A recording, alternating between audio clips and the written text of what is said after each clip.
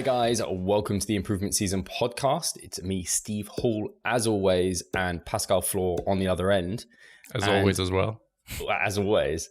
And it's funny, I was just talking to Greg Potter yesterday on the podcast, and now I'm talking to you, and I'm like, what? Both of you look more tanned than I do. And I've just come off the bodybuilding stage. Yeah. I think it's partially these white lights I've got shining on me as well. It could be. And I was just telling yesterday, I was saying to my kids, like, because both of my kids, they are blonde. They have more lighter eyes. Then they have light or more like a pale skin kind of touch to it. Tony a little bit more brownish or tanned than Hugo, but everyone in my family is okay. Hugo, Tony, everyone is just complete opposite to me. And whenever we are taking a picture together, which is hardly ever the case because I'm the one always behind the camera. But when there is the time when we are actually doing this, it just looks super weird because I just stand out so completely. I'm just like, who is this guy now? Being in that picture. I am one of those people, you look at me, you think I should tan well, but I don't tan particularly well. That's I'm not true. awful, but like considering I'm normally quite pale. Oh, that's true. But speaking of which, right, we've talked about it last Improvement Season podcast. People have heard after you competing, right, that you actually then want to participate at a show. Now it's getting a little bit confusing, time traveling of the Improvement Season podcast again. And now you have competed. That's why you're a little bit tanned up. How was it? So, yeah, it was an experience. Bodybuilding shows are always an experience. If you haven't, I think it's one of those things where if you haven't actually, like, you can hear about it and then it's one thing being a competitor and doing it, like being in like this thong and getting tanned up in a car park, which happened. I was in this car park, like the number of cars that drove past and were like, what is going on? I was just like waving at them like, hi. And shout out to Mike Chalice, our physio, because he was tanning me up. We got 2 coats in like a very quick succession. So that was a good lesson actually about kind of the BNBF a lot of people that compete with the BNBF tend to use dark as. And this is like you do it yourself basically. They don't have a professional tanner at the show. I wasn't aware that you can't apply it on the show because the information on the website was like, oh, you can apply this like morning of the show. You can do it in your own comfort of your home. And I was like, oh, so I can probably just turn up and tan there. And it's like, no, you can't because this stuff is, I don't know, a bit, I guess it stains stuff. So anyway, where should I start? So leading into this show, I was actually quite nervous, more nervous than I should be. Like you said to me, Gordon was saying it to me, Charlotte was saying to, like a lot of people were saying to me, like, why would you be nervous for a show that ultimately it doesn't actually matter?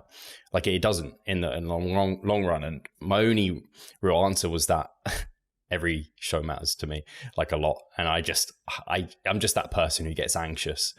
And so it's good insights for people who are peaking. So if you are like me and you're like a bit, I don't know, highly strung and you get kind of nervous, you probably don't want to be doing like a ton of new stuff in peak week or like a rapid backload where you really probably need to be quite like stoic and calm. I try to be and I want to be, but I'm just ultimately not that person. So yeah, I was just too nervous leading into it. I was kind of frustrated with myself because I try and be as rational as possible, but I guess my like monkey brain was just taking over and being like, no, you need to not go to sleep because you're, I don't know, like nervous, excited for the show day. So I didn't get that great night's sleep on the Saturday night. And then going into it, as it weirdly enough, I don't know if this is normal, but as it got closer and closer, I got less and less nervous. I was more and more confident. Like as the tan, I was stressing about the tan because I was worried about that. I know how important that can be. So once that was kind of all applied and once I was kind of getting backstage and talking to some of the other competitors, my confidence was building up. So yeah, through the day, as a show day, my kind of general approach is to follow it like a normal day. So kind of like took Ada out in the morning. I did do a round of like a pump up circuit in the morning just to like get a sweat on, see how things were looking. I remember showing you like weighed in light that morning. So it's kind of like, oh, maybe I undercarbed, which could have happened and wouldn't have been an inappropriate thing because I'm not like shredded yet. So I don't want to push carbohydrates too high and risk obviously spilling over, which again, the risk of spillover, I'm not sure how high it is for someone who's super lean, but I wasn't super duper lean. So anyway, woke up light, kind of had a load of fluids because thought maybe I'm a bit dehydrated, and I did feel that a little. Maybe I didn't drink quite enough the night before, had a pump up, did some more photos, and things looked much, much better. Then followed on my usual breakfast, got on the train to Birmingham, met up with Gordon, so people can be excited to see that there's going to be an actual show day vlog, which I mean, I'm super excited for.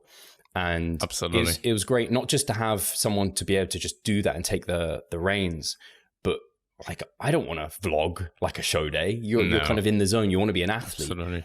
And having Gordon there just to take that was amazing. And also he's competed before, so it's kind of having a friend alongside you to be like supporting you and like talk you through things as well. He'd competed with the BNBF before and used Dark As, so that helped with like the tanning process and things. So that was really cool.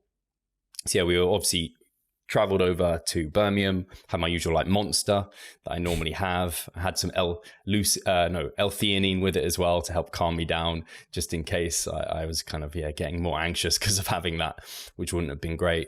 And then registered, all smooth, weighed in on their scale. I was 77.7, so basically 78 kilos, which I think they do an average for the BNBF, so you don't have like weight categories. When you weigh in, you're like, I'm in that weight category. It's a case of who turns up. So fortunately, definitely fortunately, there's quite a lot of guys over 80 kilos, so the heavyweight class was quite a heavyweight class, I think, and they were impressive, actually, the heavyweight class. But the middleweights, which I was in, very competitive. I'm excited to see the photos because the professional photos haven't come out yet, because that's going to tell a lot and kind of give some more insights. Because at the moment, I just have I didn't have anyone taking photos, so I don't have many photos. All I have is like my posing routine and then like a few bits that some people in the crowd took, which was great. But I'm like craving to see how I really stood against the other guys. And where was I going? Sorry, Ada's putting me off because she's down here growling, trying to get out. So I was 78 kilos. I think I was probably the heaviest in my class, also the tallest in my class. I think probably the lightest guy was like around 74 kilos. And he won the class as well. I think that guy was probably the same person. So came third in that class. I think it was pretty close between all three of us. I think we all had different strengths, weaknesses, and it just reminds you how subjective the sport can be as well. The really cool thing with the BNBF is they do like, I think you've seen it before, Pascal. I think it's great as a competitor and as a coach. The BNBF do like a recap. So you actually get to see what they think, and why they place someone in a certain place and how they think you can improve. So I'm very excited to hear what they have to say about that.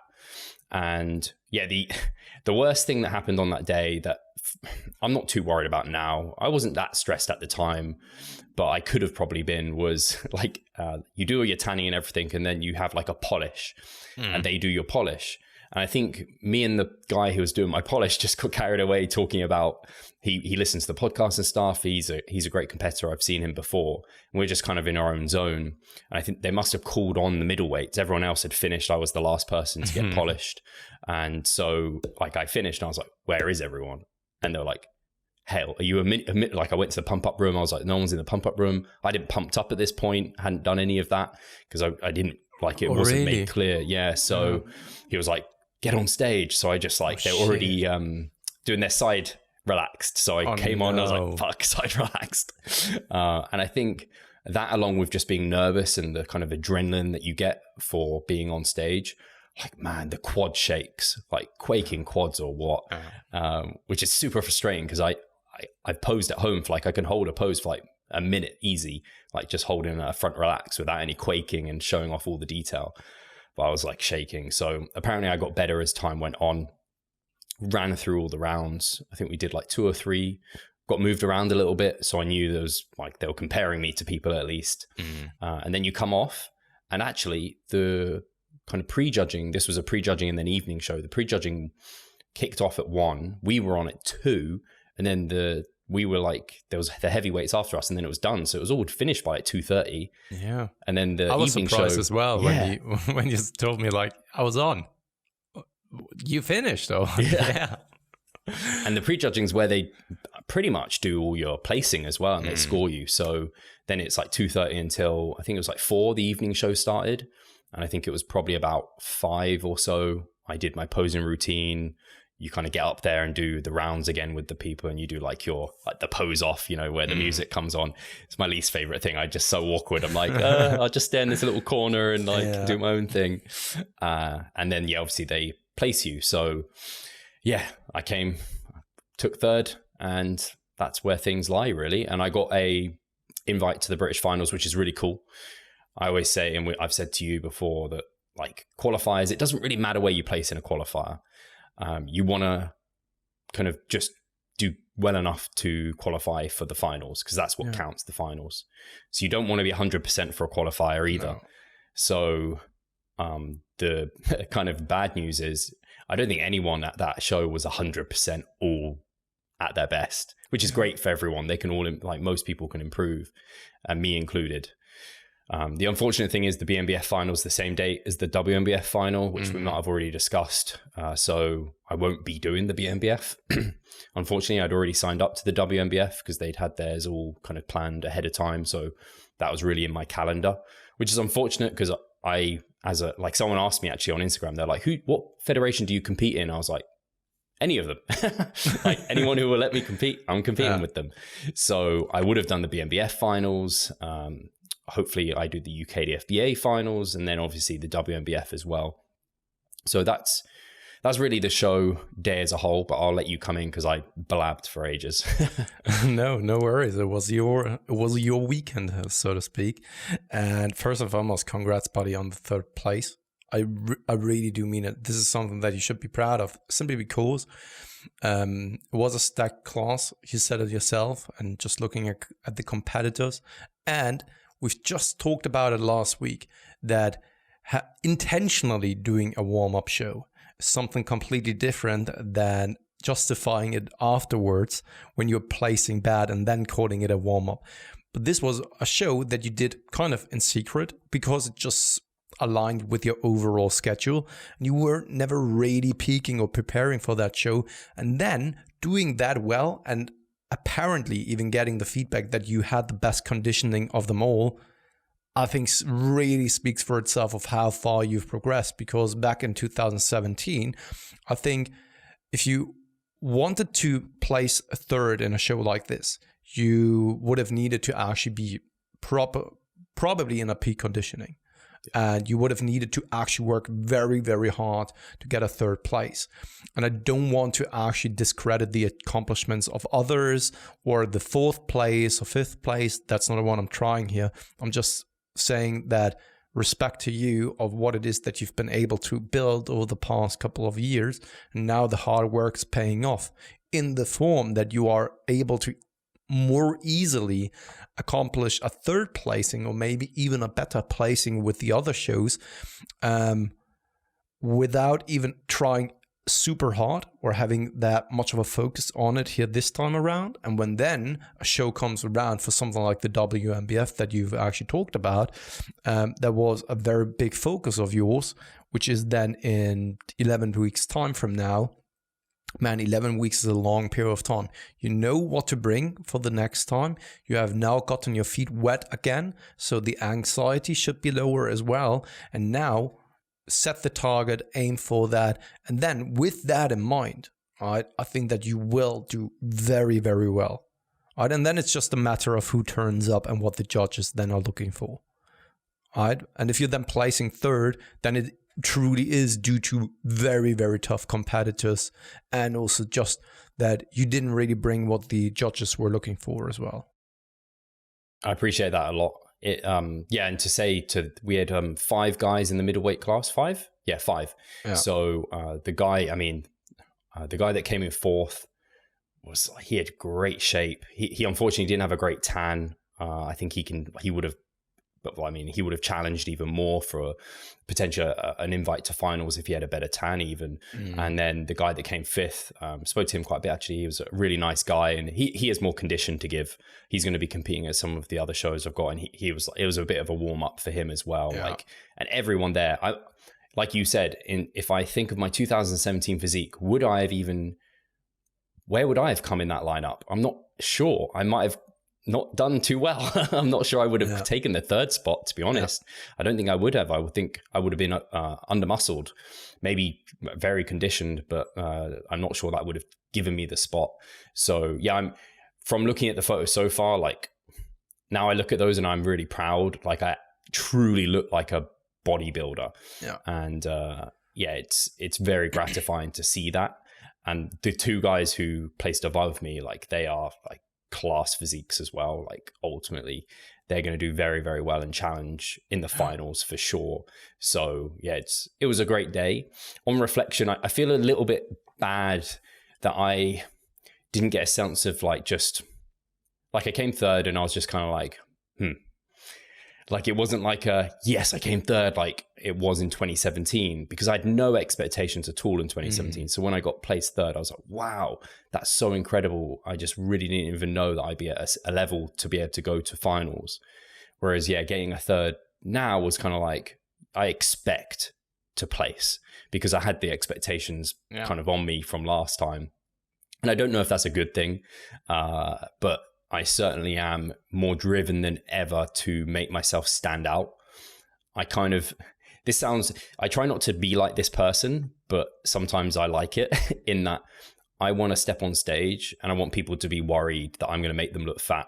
Like I want to have this conditioning where people are just like, don't put me next to Steve, because I don't want to be in it like he's going to make me look fat. I think that's the card I'm going to have to play.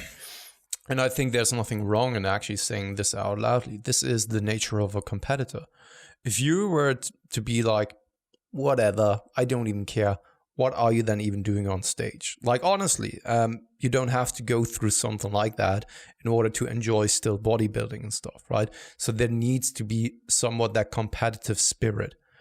Is it that you're then too fixated on certain things? No, I don't think so. And I also don't think that you are too dogmatic or so. It's just a normal and natural level of competitiveness. And I think that that's actually a good thing, because otherwise you wouldn't really push yourself up to that limit.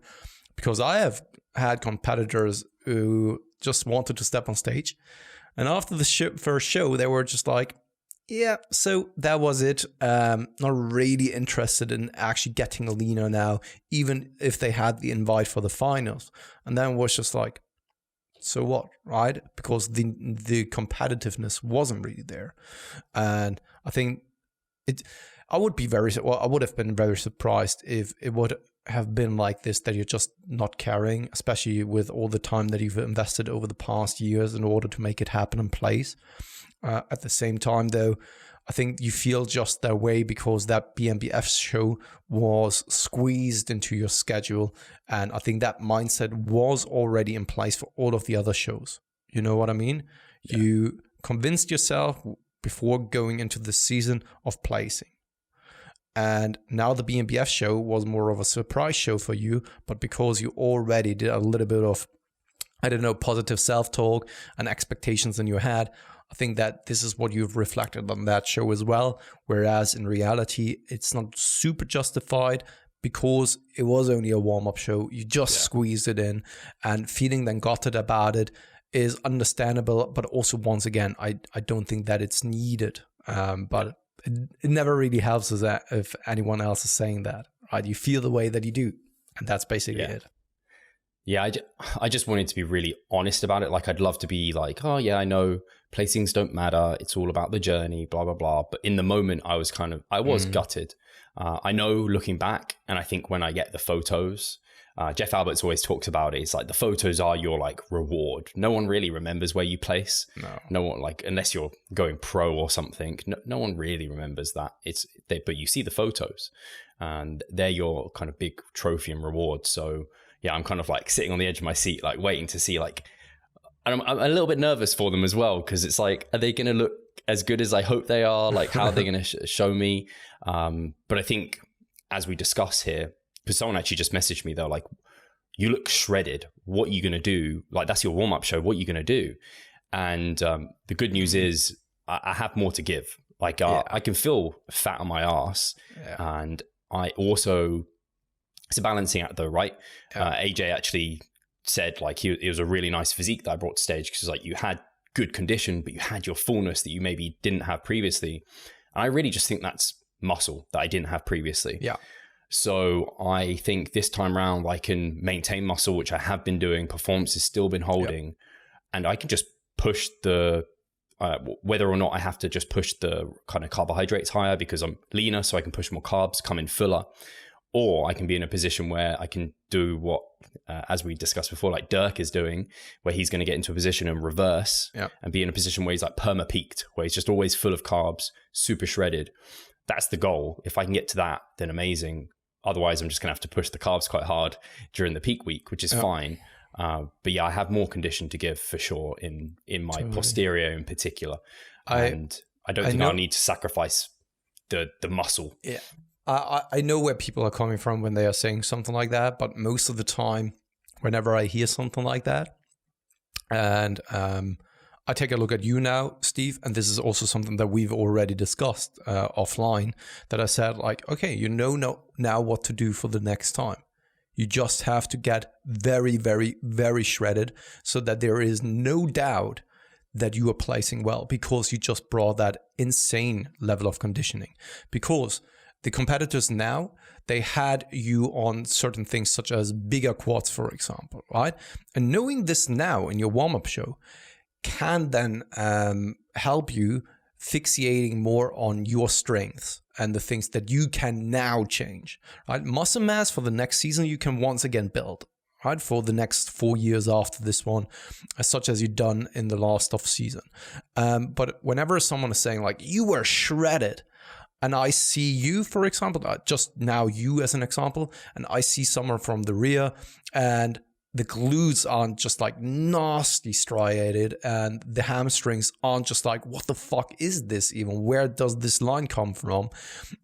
Or when they are doing just like they're setting up for something like the lat spread or so, squeezing out the arms and everything just pops out in their back. Then I'm just like, sorry, but this is not shredded. We know nowadays from the just competitiveness of natural bodybuilding, but also enhanced bodybuilding, that this is nothing in comparison to what other people are able to pull off. Going there will be absolutely nasty, of course, right? But many people can't simply get there because they lack the muscle mass. I think this is something that even Brett Freeman talked about. If you really want to get to those nasty levels of leanness, you need to have enough muscle mass that is then capable of being pushed against the skin.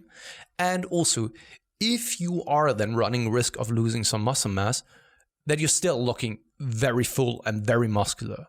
Right? And I think that right now, over the past 4 years, you have built enough muscle mass to be in that position to now be able to really go or get into those levels of leanness, to reveal everything and bring everything out, and especially for you to bring the glutes out from the rear as well. And I think that you can get there, and if you are getting there, then you will look even more insane, in my opinion.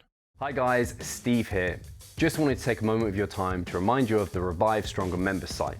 Inside you'll find a thriving forum, a growing exercise library, presentations, research reviews, and courses. If you want to get involved, sign up via the description. Yeah, it's funny on the muscle mass front, because I think you don't just need the muscle mass in the area that you're trying to get really lean, like the glutes. You need it everywhere, because I think I've always had good glutes. Like my glutes are big and thick, but it's the muscle mass that I seem to potentially lose, or I just lose that fullness in the rest of my physique that really I sacrifice in like previous preps, where I couldn't bring them in from the rear without me looking really poor in other areas. Whereas this time around, like you said, I should have a good 10 pounds or something of muscle mass on last time. That's a lot. So, and I had in my head that I didn't want to be like below 170 pounds, and I didn't want to push below that. But that was just based off wanting to be like, oh, I have more muscle mass than last time. I know I do, but I can get leaner than last time. I'm as lean as I was previously, for sure. Like I look at the photos that have already been put up, I'm like, that's as lean as I got previously. Now everything's new territory, new detail that I can start bringing out. So I'm excited for it. And it's funny because I'm hoping it's just the fact that a Sunday is normally a rest day. and it wasn't a rest day at all. But since that Sunday, I have felt like the fatigue has gone up a notch. Like previous podcasts we recorded, I was like, yeah, I feel like pretty good. I wouldn't know that I was like dieting right now. Everything's gone up a notch. I can feel it. I can even see it a little bit in my like face, for example. I can just see it. And when I'm trying to talk, my mouth is like slurring. I'm like, what's going on? Like my mouth's not functioning properly.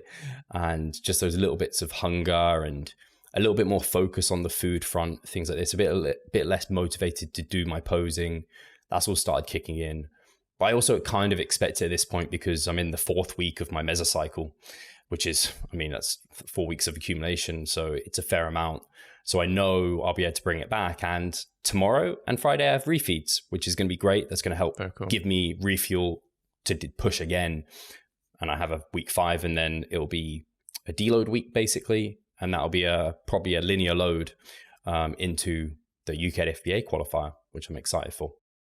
So in regards then to the refeeds that you just mentioned, is it something that you're now going to incorporate on a weekly basis then moving forward from now on, because you know that you are at a level of leanness that is decent enough? You don't have to overly be pushy now in regards to the rate of weight loss to actually get perhaps to those levels of leanness that we've been talking about, especially with considering that the WMBF show is still also somewhat of a qualifier, right? So you could always be even more aggressive if you were to qualify for something like Worlds, right? So is that going to be a recurring theme in regards to then the refeeds?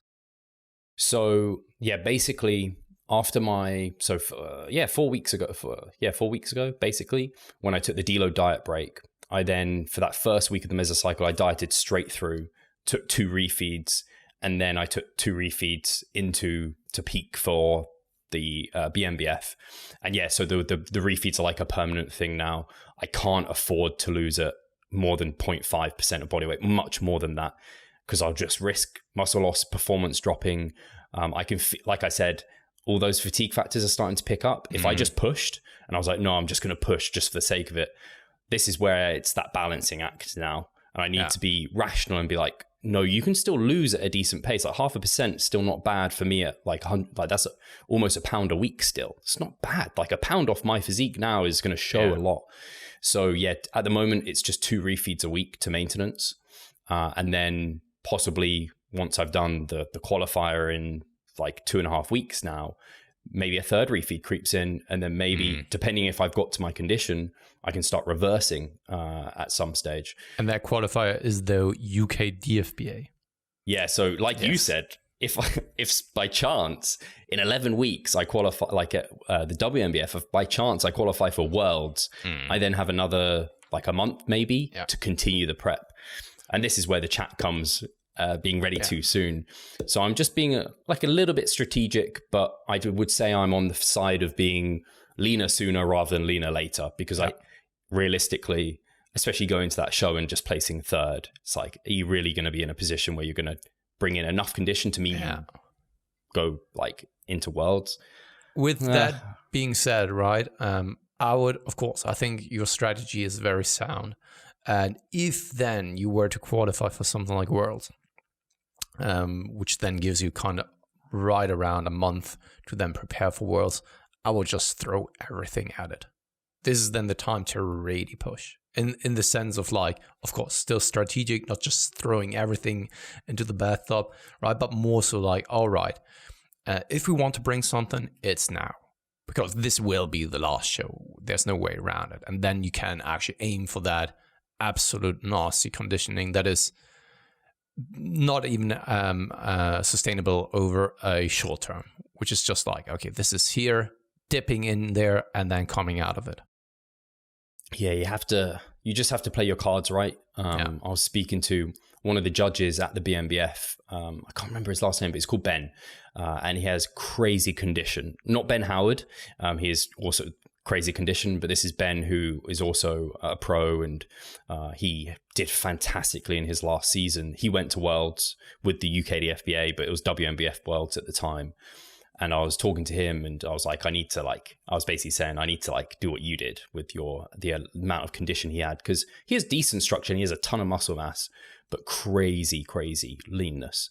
And he said actually he pushed harder after qualifying for Worlds, and it bit him in the ass because he just looked smaller and he faded. So it is that balancing act of, if you have more to give it, like push, but don't just be that meathead bodybuilder and just be like leanness over everything. So I'm still bearing that in mind. And for me, it's key is just focusing on performance. If my performance in the gym is still in a good spot, like I'm not worried about muscle loss. But as soon as that starts dipping or my sleep starts dipping, that's where I'm like, pushing might just bite me in the ass at this stage, because I'm at risk of really losing this here. There was a question on our last video that is, where was it again? It had something to do with sleep. Oh yeah, from Bartolomeo Jaskolski. I have a question for Steve. What have you changed that you no longer need to wake up several times a night? So this is, I saw that question come through and I was like, yeah, it's actually crazy how much better my sleep is this time around. And I give a big thank you to Greg Potter, because no doubt all that sleep education that he's kind of parted my way and our way has helped a ton, because I'm just aware of how important sleep was. When I competed last time, in 2017, we weren't really talking that much about sleep. I didn't really understand how important it was, which seems stupid now when I think about it. So I think in a big way, like lots of things have changed. And I think overall, my stress levels are just far lower than they were then. I think I was waking up like up to 6 times to pee.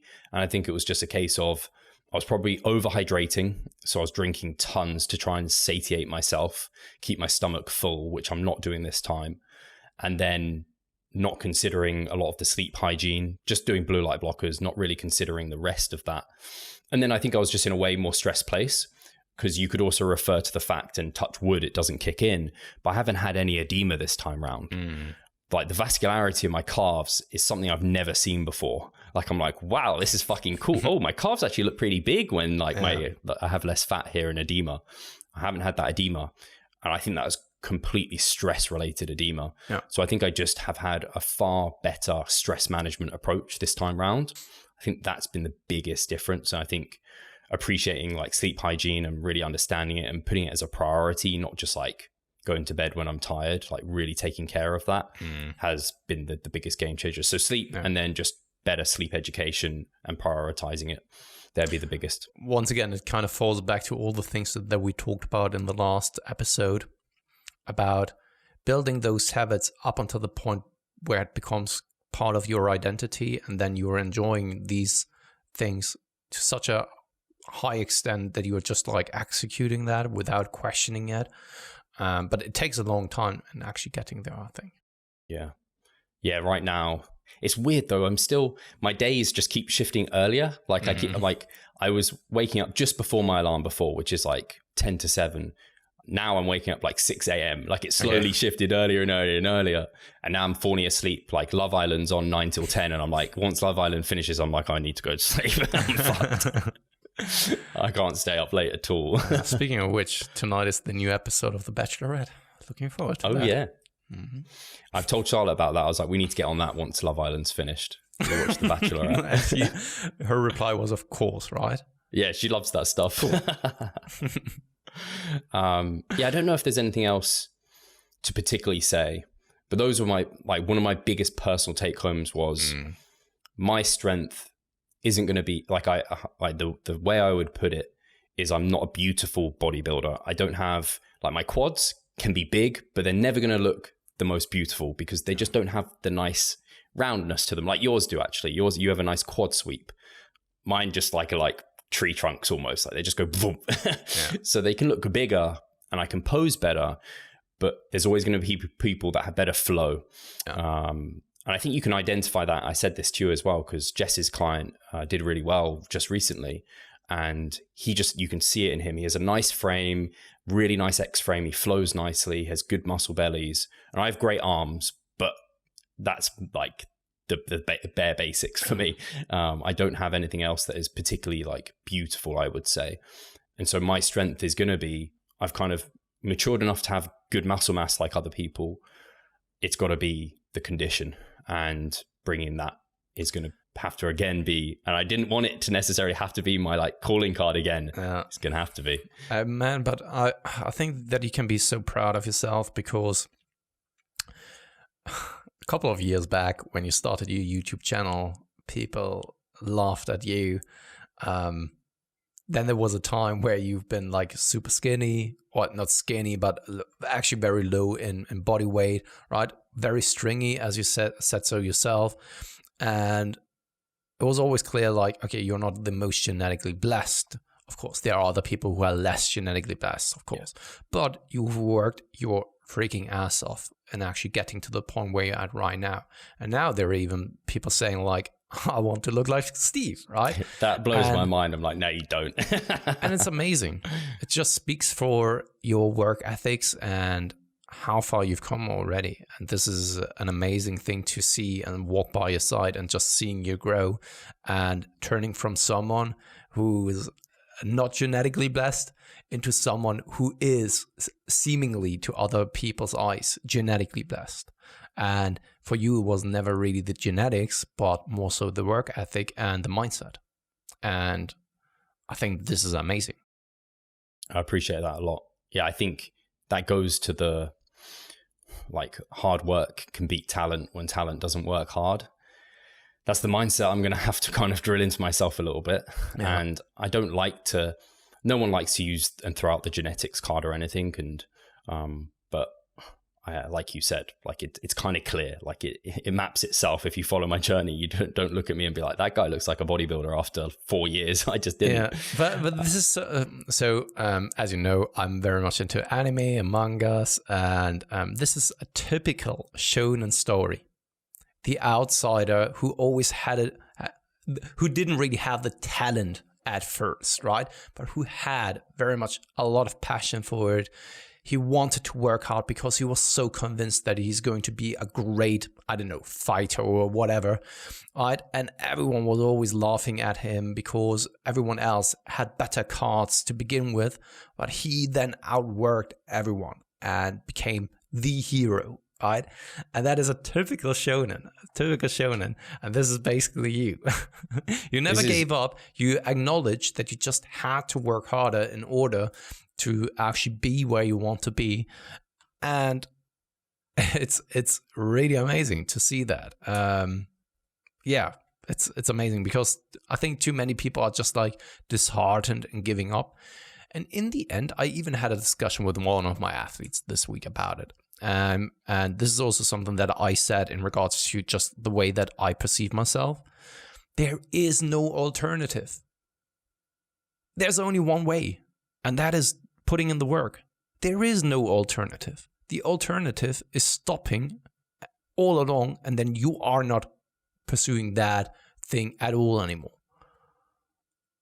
And that alternative is most of the time not even an option, so basically no alternative whatsoever. So there is only one thing, and that is acknowledging where you're at the moment and acknowledging that you just have to work hard.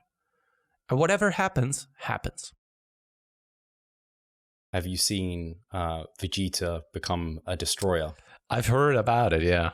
I've heard about it. This is what it's reminding me of. It's a pretty cool look. It's badass. Things that I saw, at least. But I appreciate that. And hopefully I just want to be here as to show that if other people do similarly, they want to achieve similarly, they can. If they just put in the time, effort, enjoy the journey, focus on the job that needs to be done, you'll impress yourself with what you can achieve over a decade. Yes, it's a decade of dedication. But if you enjoy that, then it's not a sacrifice. It's like fun. So and I think with time comes then a shift of your mindset as well, that you start not being too fixated about the end result anymore, which was probably the initial catalyst why you started in the first place.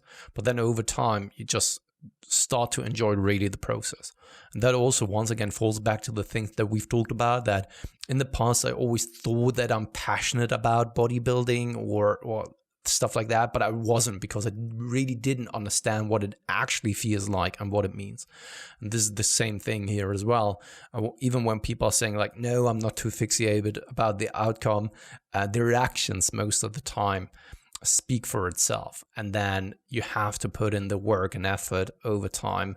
If you then have done it for 10 years and you are still fixated on the outcome, then of course, fair enough, right? But most of the time, that's not the case for the vast majority of people. Yeah, absolutely. Do we want to touch on an update from your end?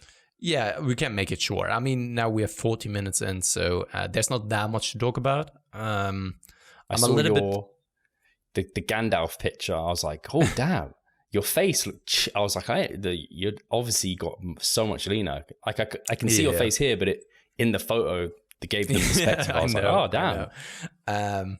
Yeah, so today I weighed in at 76.7 again. I had 2 days in a row where I was once again above 77 kilograms, which was a little bit odd because I was consistently now in the 76s.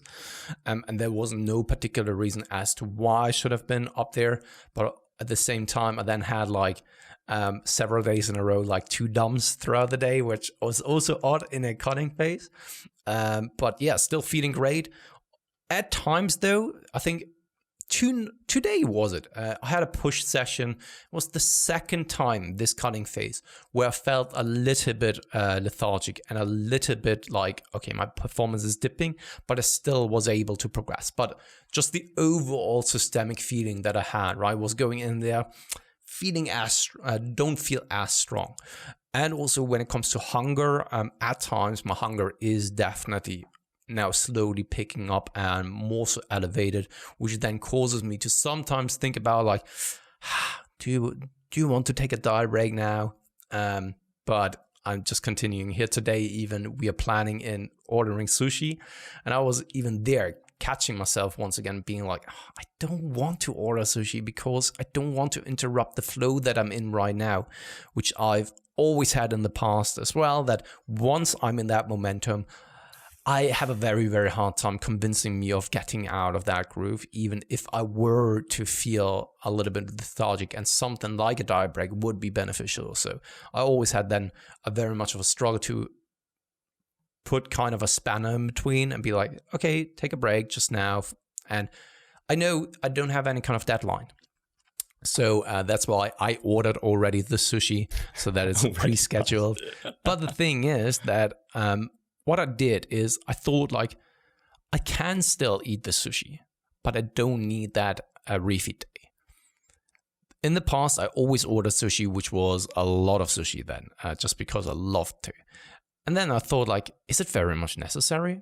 No. Why not just order a little bit less, and then, as I always do, have a salad besides that to kind of fill me up if I feel the urges or cravings afterwards as well. And that's what I did. Probably I will still end up in a quite reasonable deficit here by the end of the day. And that is very, very cool to still then allow for some flexibility, know how to treat those situations. Seeing myself getting leaner now here in the morning, when I was training, I was then, of course, as we all do as bodybuilders, and taking advantage of the lighting, posing a little bit, seeing it, or taking a look at myself in the mirror, those narcissistic tendencies we all have. And once again, I was like, things are now already slowly starting to actually come out. At 78 kilograms, I was actually telling you, I'm a little bit disappointed with the way I look, but now at 76 kilograms, things start to actually look quite different already. And I would assume that when I'm then ending up being at around 75 kilograms, where the last 2 times that I've actually been that lean, it was also the place where I then ended the cutting phase, I would assume that I'm actually a little bit further than I was the last times, and actually have even more cuts to show. And then I'm getting to the point where I could actually then, I don't know, if I want to really push and do something like a man's physique. I'm not kidding. Hey, Pascal here. I just quickly wanted to remind you of our online coaching service. At Revive Stronger, we put a huge emphasis on the personal aspect of our coaching. And if you want to take your physique and knowledge to the next level, hit the link in the description below. Yeah, I mean, at 75 previously, you would like, it was very lean. Like that was definitely like I would have put you sub 10% from remembering how you were then. So yeah, pushing beyond that, you should be doing something like men's physique. Otherwise, you have no purpose. No, and the thing is, I really thought about it because someone actually then in the last video said something about like, I would never go with a coach who never stepped on stage. I'm thinking like, what does it tell you about the person? Whether he did well, whether he really pushed to those nasty levels of leanness?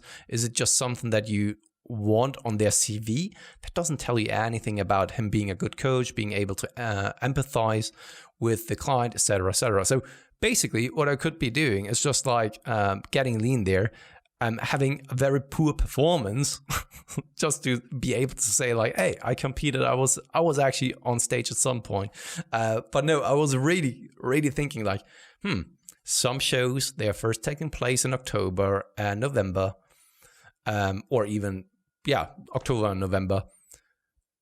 If I really wanted to, I could probably make it happen now. Step on stage, probably not in the absolute leanest or most stylized way, but probably I could actually then compete. I think at least what you gain from that is just experience. Whether or not that was necessary or anything like that, it's still just that stage experience. Like I said, like doing a show day, it's kind of like, until you've done one, you kind of forget what they're like, and they're a bit kind of weird and crazy and how they all run. It just gives you some tiny insights. Yeah. And it would be a little bit like yours now, where it's okay, it suits my schedule. That's what it would be. Where it wouldn't be like, oh, I need to now be at my very, very best. It would be like, hey, I was cutting. I was getting close to those levels of leanness that are required. So why not? But I don't. So this was just a very quick thought of mine.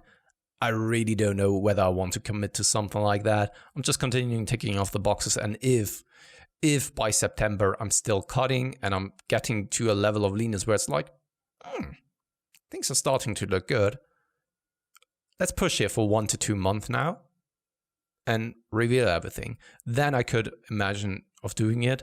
But I don't really want to actually commit to something like that in order then to, I don't know, be disappointed about myself or so. Especially because I get my second vaccination here today. And as you guys may know from my previous backstory, was still up for debate whether I'm eligible of getting the second vaccine due to what has happened. And on my own responsibility, I then decided to actually do this. So I was getting a letter from my doctor saying that she actually talked everything through with me of the potential consequences and the risks. And now I'm getting the second vaccine here today. And I don't know what will happen here tomorrow and over the next week. So in the next week, I will get some blood tests done.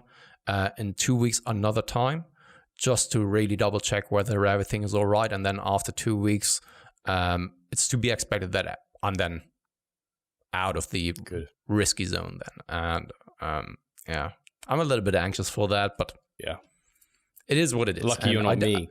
You'd be losing your shit. Yeah. I'd be losing my shit. And and sorry guys, I know some people in the comment section, they have their own thoughts about the vaccine, but this time I don't want to hear about it, of how stupid I am of still doing this and all that kind of stuff. It was my own decision. It was a calculated thing to do. And this is what I will be doing now. And once you've watched this, I've gone through it, and maybe we'll see each other next week or not. And I think people have to respect the fact that you have thought. I respect anyone who's really done research and has a good reason for whatever they're doing. Like, it's your choice at the end of the day, and like, you've thought about it, and I'm sure it will go fine. But like, you're doing everything you can to make sure it is. In regards to your chat there, I think not saying you're going to do men's physique and just seeing how things go is the way to go for you. Having heard how successful this cut has been, I think the fact that you haven't put a stamp on it, you haven't said what, like, oh, I'm in prep or something like that. I think sometimes maybe that puts some undue pressure on it, and even though it doesn't change your like what you're doing or anything, maybe just having this like just thought that, oh, maybe it could happen. I'm not gonna like go and do it. I think it's the same with like Matt Ogus. He recently did like an NPC show, I think. To be honest, I didn't even know that he's competing. When he posted that picture with him and striated glutes, I was like, this is clearly a picture from 2015 or so when he competed the last time. And then it turned out, next picture is him with medals and all that kind of stuff. And it was like, yeah, did my first show here. I was like, oh, he competed. Yeah, funny enough. I bet if you follow his stories, you'd have known he was going to compete this year, probably more than anything. But he hasn't really been talking about it like on his feed and stuff. And it just seems like I see the parallels to you, where he's a family man, probably quite a lot of pressure if he's sharing that journey all the time, probably takes a lot off his back by just kind of going through and being like, I can do this as if I'm massing, but now I'm just eating less. I just can't share the process that it's a prep, maybe, because that just adds this level of pressure that's ultimately unnecessary. Because I feel it. That's why like for this show just gone, I didn't want to talk about it too much. I was like, there's just weird element of pressure there. And that's why I didn't log into my Instagram for a day, like basically a day from midday Saturday until after I'd been on stage. Because I was like, I just don't want to, I feel this kind of bearing on me. So yeah, don't put any more pressure on yourself than you need to. I won't. Thing is though, that of all of the categories, I very not made for something like men's physique. How are the legs looking though? Are they not coming in? They're coming in. Yeah, they're coming in nicely. But yeah, the good thing is the chest fat is now slowly dissipating as well. Okay. It's so weird though, right? Because I've even taken a video of that because I wanted to show that because I have so much. I have loose skin around the chest and then also fatty nipples. And when it's cold, the skin is, of course, tightening a little bit, right? And then I have very good looking chest, a very good looking chest. But when it's warm, then it's starting to actually start to hang off my chest a little bit more. And that is where it then comes into play. Whereas then when you're on show day, I think you're a little bit hot and all that kind of stuff, so it doesn't really look too good. And also my abs are just shitty. So that's not the best requirements for something like, or prerequisites for something like men's physique. Say, I think maybe you'll get to a level of leanness where even if you are warm, if you're full and warm, like it will just, the skin will be tight enough for that not to be a problem, hopefully. But fuck it, do bodybuilding. Fuck men's physique. Yeah, that's true. Show it all off. So we can actually continue talking about it the entire time, right? But even with some of my athletes, I'm just saying like, hey, do this show now. Why not, right? We are prepping anyway. You are on that journey anyway. So why not take the show with you?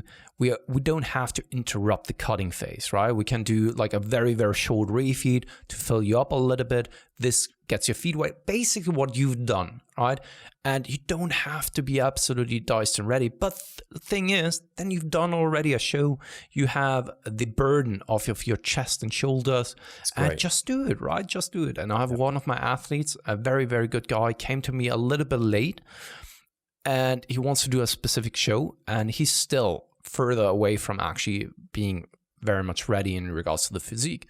Thing is that if you started late and you still want to pursue that, then be realistic about it, that you're probably not absolutely shredded, but still do the season.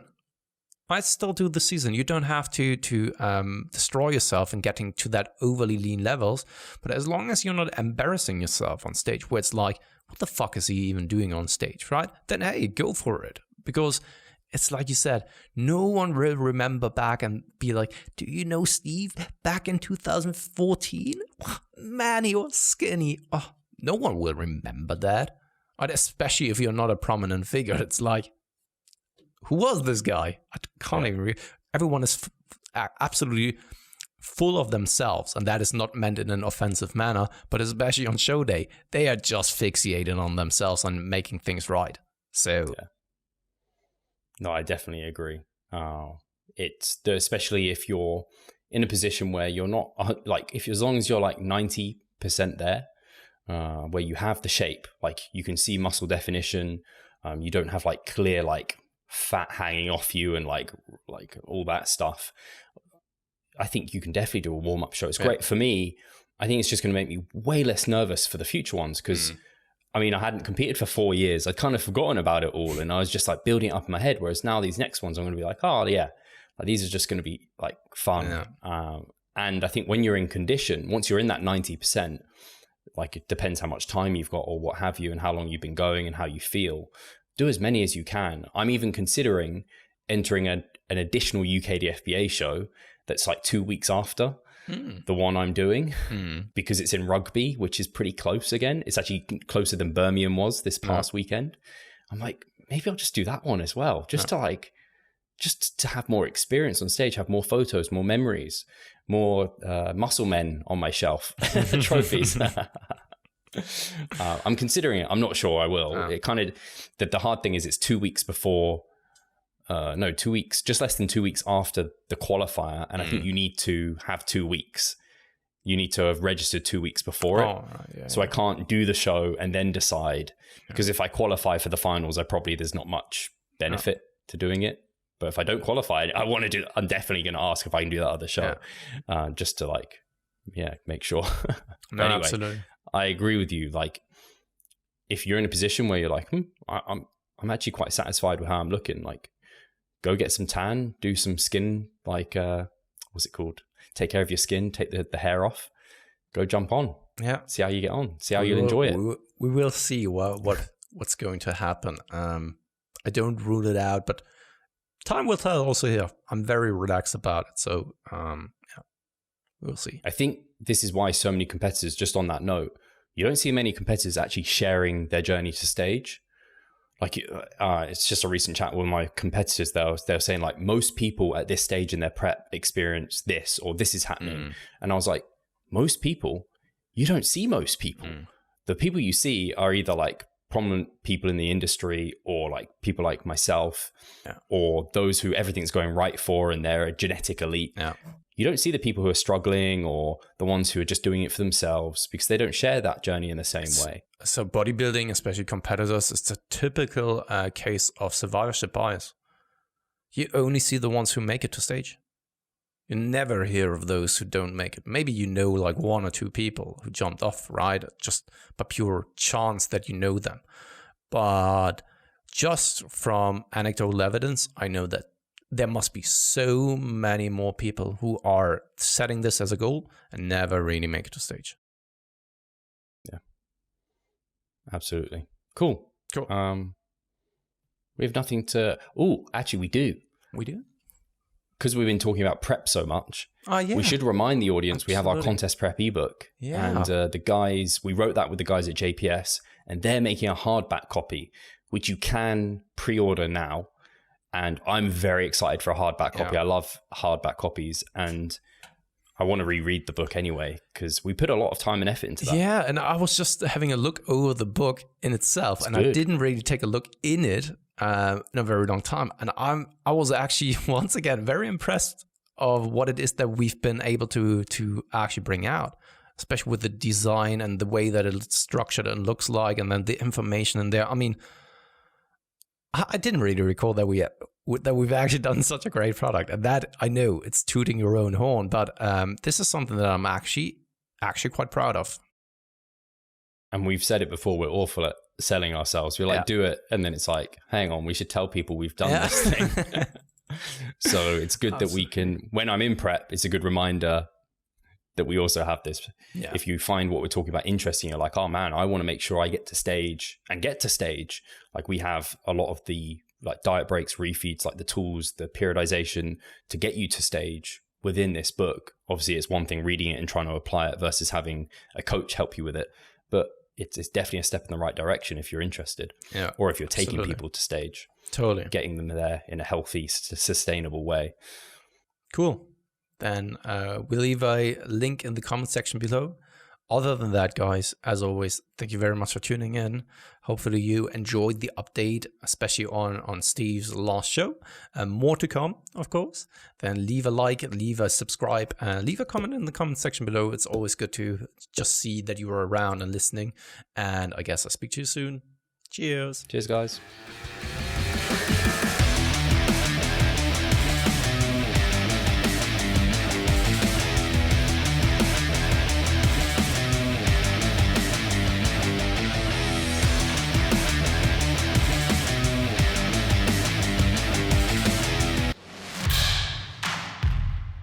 So I'm Steve Hall, founder of Revive Stronger and a coach of Revive Stronger. My name is Pascal. I'm the co-owner of Revive Stronger and also a coach, of course. Revive Stronger has probably been going solidly for 3 years, roughly about 3 years. Revive Stronger, to me, it is becoming kind of my child, my foster child. It's the gathering and getting together of like-minded people. We've been expanding the coaching team, which is helping us help more people, but each coach can only help a certain number of people.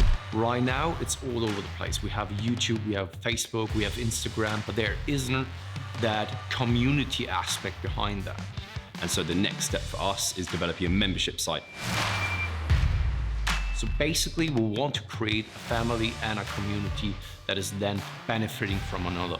A really cool community for people within our little niche is going to be a website. They will get early access to our podcast. You can access us, ask us questions. The community aspect, we have a forum there. You can ask questions, but also you can log your journey. There's also going to be courses on there. Courses, presentations on different topics. Discount of past seminar footage. We will log our journey as well. We'll start vlogging. We're going to have documentaries. Our entire athletic journey. Furthermore, they get access to an exercise video library. The exercises that we love for hypertrophy and maximizing hypertrophy, we're going to go through those in depth, telling you how to execute them. We kept them concise and also mobile friendly so that you can watch them in between your sets. I'm super excited to grow this community. The amount of value that we're going to be delivering is huge, and I'd love you to be part of it. You will get so much out of that. I'll see you inside.